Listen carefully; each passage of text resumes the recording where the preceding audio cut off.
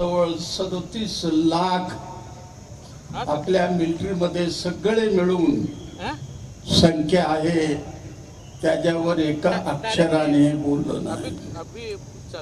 त्याला दुसरा प्रश्न विचारला मी,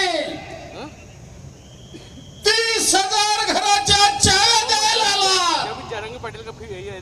तो घरामध्ये जाणारा माणूस श्रमिक आहे, सामान्य माणूस आहे, मागासवर्गीय आहे, अल्पसंख्याक आहे. त्याचं घरचं उत्पन्न महिन्याला 7-8 हजार रुपये सुद्धा नाही. त्याला 20 वर्ष 2 लाख रुपये कर्ज फेडायला सांगता.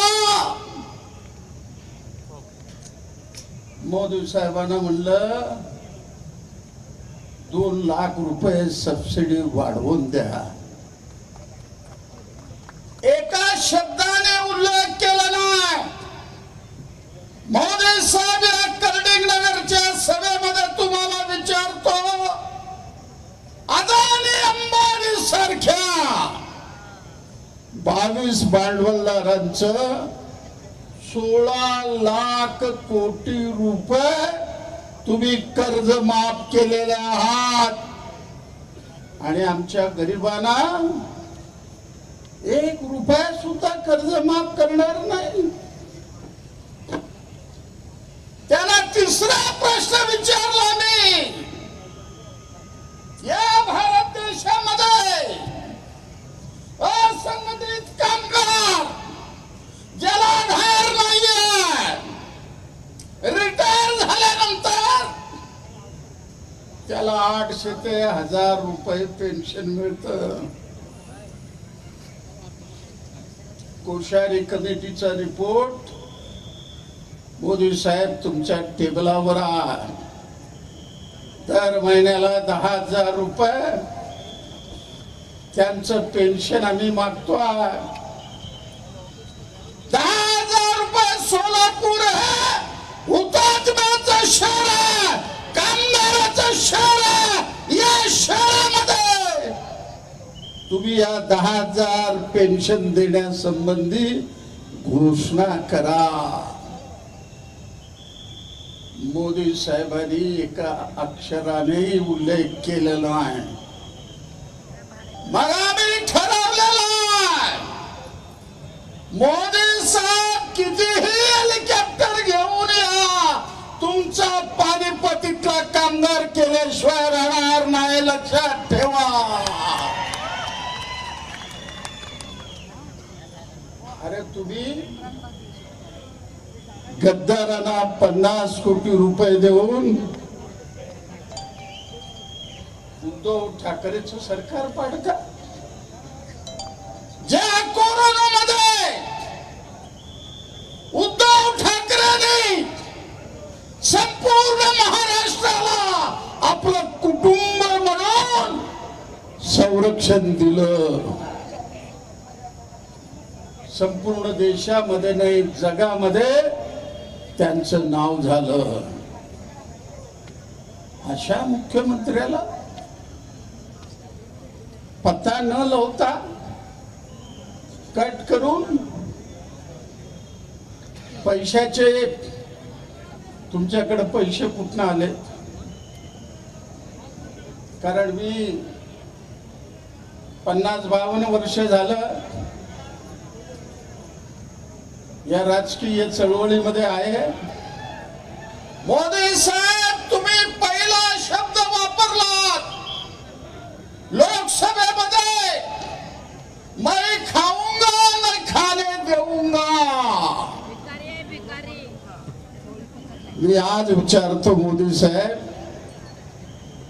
पंतप्रधानकाली फंड असताना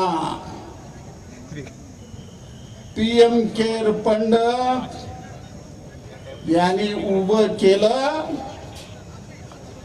12,000 कोटी रुपये. त्या फंडामध्ये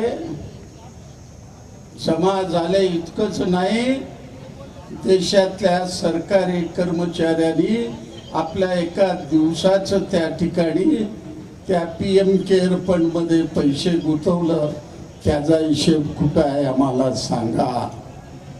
आणि तुम्ही हिशेब देणार नसाल, मला विश्वास आहे 4 जूनला मतमोजणी झाल्यानंतर इंडिया आघाडीचं सरकार दिल्लीच्या तख्त्यावर आल्याशिवाय राहणार नाही. आणि मोदी आणि अमित शहा तुमची रवानगी तुरुंगात झाल्याशिवाय इंडिया आघाडी तुम्हाला सोडणार नाही. अरे इलेक्ट्रिक बॉलच्या नावावर 8,252 कोटी रुपये मैं खाऊंगा ना खाने दूंगा. चंदा दो, धंदा करा खुल्लम खुल्ला, कसलाही धंदा करा, मला अगोदर चंदा द्या.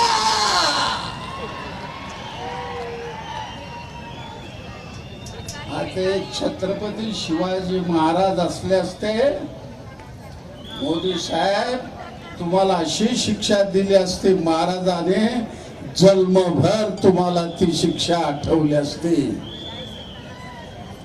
जनतेला तुम्ही मूर्ख समजता. अरे ज्या ब्रिटिशाला आमच्या लोकांनी लोळवलेला, तुम्हाला लोळवायला उशीर लागणार नाहीये. तुम्ही कितीही दडपशाही करा, पण महाराष्ट्रात नव्हे देशातली जनता ही खवळलेली आहे.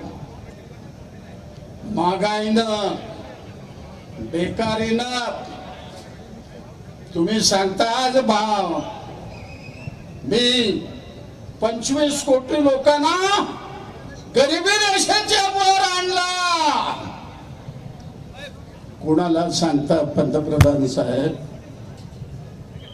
शहरी भागामध्ये ज्याचं उत्पन्न 47 रुपये आहे, ग्रामीण भागामध्ये ज्याचं उत्पन्न 32 रुपये आहे, त्याच्या वर उत्पन्न असेल तो श्रीमंत. मग देशातल्या 80 लाख लोकांना 5 किलो धान्य महिन्याला तुम्ही देऊ लागलात. मग दारिद्र्य रेषेची व्याख्या ही 60% वर गेलेली आहे. आणि आम्हाला नियमानुसार 35 किलो धान्य मिळालं पाहिजे, पण 5 किलो तुम्ही आम्हाला देऊ लागलात.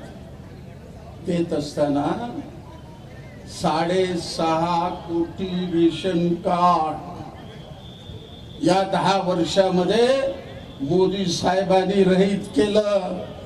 आणि भारतातल्या श्रमिकांनी सरकारला विचारलं, आम्ही 10 कोटी माणसं आहे, आम्हाला पिवळं कार्ड द्या. मी गेले 2 वर्ष झालेला आहे, मुख्यमंत्र्याला भेटला, उपमुख्यमंत्र्याला भेटलो, छगन भुजबळला 5 वेळा भेटलो. मी म्हणलं सोलापुरामध्ये आमचे दिव्यांग आहेत, 40%च्या वर आहे, त्याला खाली आम्हाला कार्ड पाहिजे. 2 वर्ष झालेला एक कार्ड सुद्धा तुम्ही दिव्यांगांना देऊ शकलं नाही, तर सामान्य माणसाला काय देणार? आज वर्षाला 3 लाख लोकांची भूकबळी चालू आहे. कधी ऐकलं नाही आकडा आम्ही. एबीपी माझा, उघडा डोळे बघा नीट.